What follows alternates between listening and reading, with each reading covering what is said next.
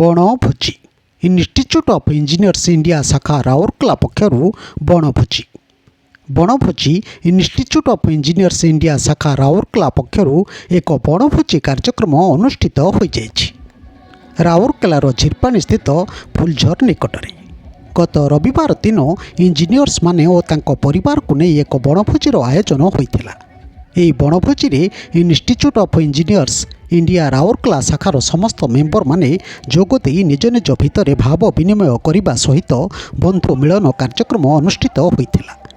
ବଣଭୋଜିରେ ଉପସ୍ଥିତ ସମସ୍ତ ଇଞ୍ଜିନିୟର ବନ୍ଧୁମାନେ ଓ ସେମାନଙ୍କର ପରିବାର ମିଶି ନୃତ୍ୟ ପ୍ରତିଯୋଗିତା, ମ୍ୟୁଜିକ୍ ଚେୟାର, ହାଉଜି ବଲ୍ ଥ୍ରୋ ପରି ବିଭିନ୍ନ ଖେଳ ସହିତ ବଣଭୋଜିର ପୂରା ମଜା ଉଠାଇଥିଲେ। ଛୋଟ ଛୋଟ ପିଲାମାନେ ନାଚ ଖେଳରେ ଭାଗ ନେଇଥିଲେ। ବଣଭୋଜିରେ ନାଚ ଗୀତ ସାଙ୍ଗକୁ ମ୍ୟୁଜିକ୍ ଚେୟାର ଖେଳ ବେଶ୍ ଉପଭୋଗ୍ୟ ହୋଇଥିଲା। ଇଞ୍ଜିନିୟରମାନେ ଏହି ବଣଭୋଜିରେ ନିଜ ନିଜର ଅନୁଭୂତି ବିଷୟରେ ସଂକ୍ଷେପରେ ପ୍ରକାଶ କରିଥିଲେ। ବିଭିନ୍ନ ଖେଳରେ ବିଜୟ ଲାଭ କରିଥିବା ପ୍ରଥମ, ଦ୍ୱିତୀୟ, ତୃତୀୟ ବିଜେତାମାନଙ୍କୁ ପୁରସ୍କାରମାନ ପ୍ରଦାନ କରାଯାଇଥିଲା।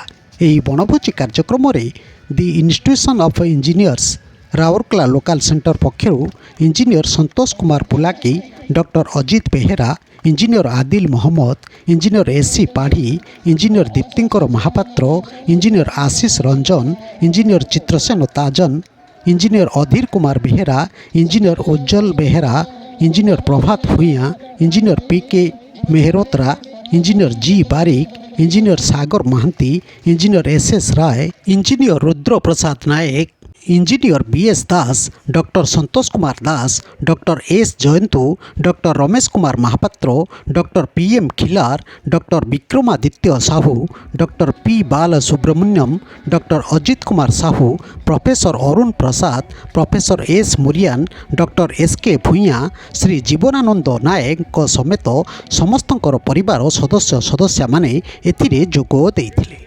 ଦେଖନ୍ତୁ ତାରି ଚିତ୍ର।